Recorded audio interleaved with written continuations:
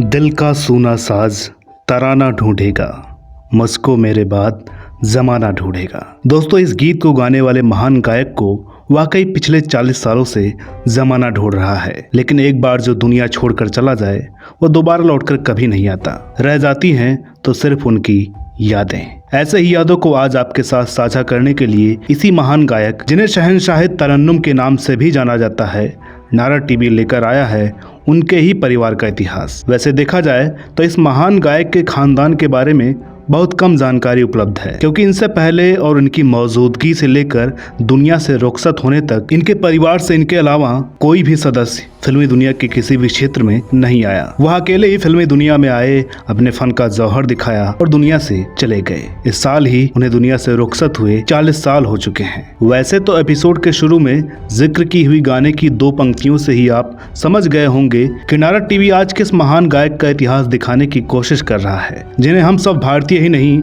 बल्कि पूरी दुनिया मोहम्मद रफी साहब के नाम से जानती है। अब ज्यादा लंबा ना खींचते हुए आपको बताते हैं मोहम्मद रफी साहब के माता पिता से लेकर उनके परिवार का अब तक का इतिहास। नमस्कार दोस्तों, मैं हूं अनुराग सूर्यवंशी और आप देख रहे हैं नारा टीवी की श्रृंखला बॉलीवुड फैमिली। तो चलिए रफी साहब के माता पिता से शुरुआत करते हैं। रफी साहब के पिता का नाम था हाजी अली मोहम्मद। वह गांव में कैटरिंग का कारोबार किया करते थे। उनकी बीबी यानी रफी साहब की मां का नाम था अल्लाह रखी। मोहम्मद रफी साहब उनकी 7वीं संतान के रूप में पैदा हुए थे, जिनका जन्म पंजाब राज्य के अमृतसर जिले के कोटला सुल्तान सिंह गांव में हुआ था। रफी साहब लगभग 3 से 4 साल के रहे होंगे जब उनके माता पिता कोटला सुल्तान सिंह गांव को छोड़कर कारोबार के सिलसिले में लाहौर जा बसे थे। उन्हें रफी साहब के अलावा और 5 बेटे और 2 बेटियां थीं, जिनमें सबसे बड़ी बेटी का नाम था चिराग बीबी, दूसरी बेटी का नाम था रेशमा बीबी। रफी साहब की इन दोनों बहनों के परिवार के बारे में कहीं से कोई जानकारी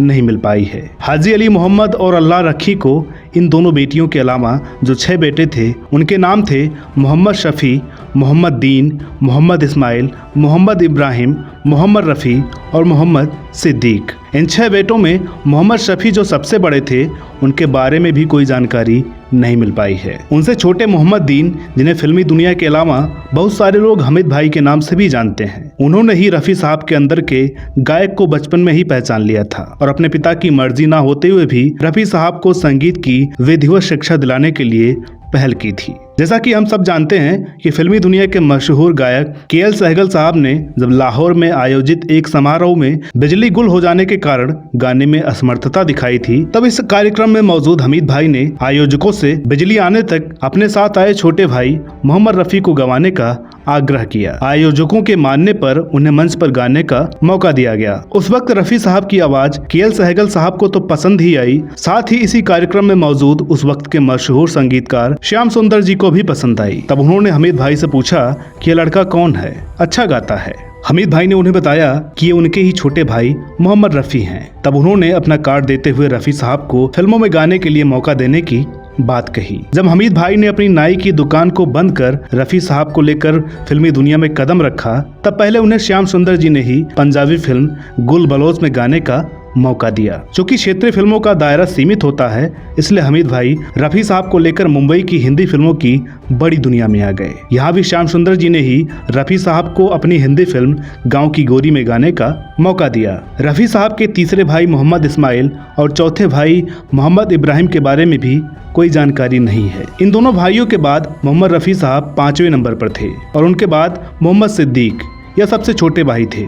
इनके बारे में भी कोई जानकारी नहीं मिल पाई है। आइए हम नजर डालते हैं रफी साहब के परिवार पर। रफी साहब के संघर्ष के दौर में उनकी पहली शादी बशीरा बीबी के साथ हुई थी, जिनसे उन्हें एक लड़का हुआ जिनका नाम सईद था। रफी साहब और बशीरा बीबी की शादी को मुश्किल से 4-5 साल का अरसा ही गुजरा था कि भारत का विभाजन हो गया, जिसके परिणाम स्वरूप देश भर में दंगे शुरू हो गए। इन दंगों में रफी साहब के सास ससुर भी मारे गए, जिससे खौफ खाकर बशीरा बीबी ने भारत की बजाय पाकिस्तान के लाहौर में रहने का फैसला किया, जिसके लिए रफी साहब तैयार नहीं हुए और इस तरह उनकी पहली शादी टूट गई। लेकिन बशीरा बीबी से हुए एकमात्र बेटे सईद जब बड़े हुए तो रफी साहब ने उन्हें लंदन भेज दिया और सईद लंदन में ही बस गए। वहां उन्होंने एयर इंडिया और एयर कुवैत के साथ काम करने के बाद अपने छोटे भाई खालिद, जो कि बिल्किस बानो के बड़े बेटे थे, उनके साथ मिलकर हवाई ढुलाई का कारोबार शुरू किया था। लेकिन सईद की भी रफी साहब की ही तरह कम उम्र में दिल का दौरा पड़ने से मौत हो गई थी। उनकी बीवी जाकिया और बच्चे लंदन में ही रहते हैं। पहली पत्नी बशीरा बीबी के पाकिस्तान चले जाने के बाद रफी साहब ने बिल्किस बानो के साथ दूसरा निकाह किया, जिनसे उन्हें 6 संतानें हुई, जिनमें 3 बेटियां और 3 बेटे शामिल हैं। परवीन, नसरीन और यास्मीन यह 3 बेटियां हैं। खालिद, हामिद, शाहिद ये 3 बेटे हैं। इनमें सबसे बड़ी बेटी परवीन की शादी आफ्ताब अहमद से हुई है। मझली बेटी नसरीन की शादी महराज अहमद से हुई है और वह अपनी मां बिल्किस बानो की तरह ही जरी का कारोबार देखती हैं। सबसे छोटी बेटी यास्मीन की शादी परवेज अहमद से हुई है। इन तीनों बेटियों में से एक बेटी अपने शौहर और बच्चों के साथ इंग्लैंड में रहती हैं और दूसरी 2 बेटियां भारत में ही रहती हैं। इन तीनों के परिवार वालों का फिल्मी दुनिया से कोई संबंध नहीं है। बेटों में खालिद की शादी यास्मीन बेगम से हुई थी, हामिद की शादी फैजिया बेगम से हुई थी और सबसे छोटे बेटे शाहिद की शादी फिरदौस बेगम से हुई थी। रफी साहब के दूसरे बेटे खालिद उनकी पहली मां के बेटे सईद के साथ लंदन में हवाई ढुलाई का काम करते थे, लेकिन वह भी कम उम्र में ही रफी साहब की तरह दिल का दौरा पड़ने से गुजर गए। खालिद की बीबी यास्मीन बानो लंदन में ही रहती हैं। उन्होंने रफी साहब पर एक किताब भी लिखी है जिसका शीर्षक है मोहम्मद रफी मेरे अब्बा। गौरतलब है कि जब यह किताब प्रकाशित की गई तब लोगों को पता चला कि मोहम्मद रफी साहब की 2 बीबियां थीं। इससे पहले सिवाय उनके घर वालों के किसी और को इस बात का इल्म नहीं था, क्योंकि उनकी दूसरी बीबी बिल्किस बानो पहली शादी का जिक्र करने पर गुस्सा हो जाया करती थी, इसलिए इस बारे में उनके रहते कोई जिक्र नहीं करता था। लेकिन जब यास्मीन बानो ने किताब लिखी तब उसमें रफी साहब की पहली शादी का जिक्र करने पर पता चला कि रफी साहब की 2 शादियां हुई थी। खालिद से छोटे बेटे हमीद भी लंदन में ही बस गए थे और वहाँ लॉन्ड्री का कारोबार करते थे, लेकिन वह भी सईद और खालिद की तरह कम उम्र में ही दिल का दौरा पड़ने से गुजर गए। उनकी बीबी फैजिया अपने बच्चों के साथ लंदन में ही रहती हैं। रफी साहब की सबसे छोटी बेटी यास्मीन अपने पति परवेज अहमद और बच्चों के साथ मुंबई में ही रफी मेंशन बिल्डिंग में रहती हैं और सबसे छोटे बेटे शाहिद भी अपनी पत्नी और बच्चों के साथ रफी मेंशन बिल्डिंग में ही रहते हैं। रफी साहब के चारों बेटों में अकेले शाहिद हैं जो भारत में रहते हैं। शाहिद गारमेंट्स का कारोबार करते हैं और आज से 10 साल पहले उन्होंने मोहम्मद रफी अकादमी की शुरुआत की थी। रफी साहब के सब बेटों में अकेले शाहिद ही ऐसे हैं जो रफी साहब के फन को थोड़ा बहुत फॉलो करते हैं। उन्होंने कई मर्तबा स्टेज पर रफी साहब के गाने भी गाए हैं, लेकिन उन्होंने आज तक पार्श्व गायक के तौर पर फिल्मों में गाने नहीं गाए। रफी साहब ने मुंबई के बांद्रा इलाके में 28वें रोड पर एक मंजिला बंगला बनाया था जिसे रफी मेंशन नाम दिया गया था, लेकिन उनकी मौत के बाद उनके घर वालों ने उस बंगले को गिराकर वहां 5 मंजिला इमारत बनवाई है। रफी साहब के बेटों और बेटियों से मिलाकर कुल 19 नाती पोते थे, जिनमें से उनकी बड़ी बेटी परवीन और दामाद आफ्ताब अहमद का एक बेटा उम्र के 18वें साल में एक कार एक्सीडेंट में गुजर गया था। रफी साहब ने अपनी मौत से 2 दिन पहले शाम फिर क्यों उदास है दोस्त यह आखिरी गाना गाया हुआ था। इस गाने की रिकॉर्डिंग के 2 दिन बाद ही यानी 31 जुलाई 1980 को रफी साहब इस दुनिया से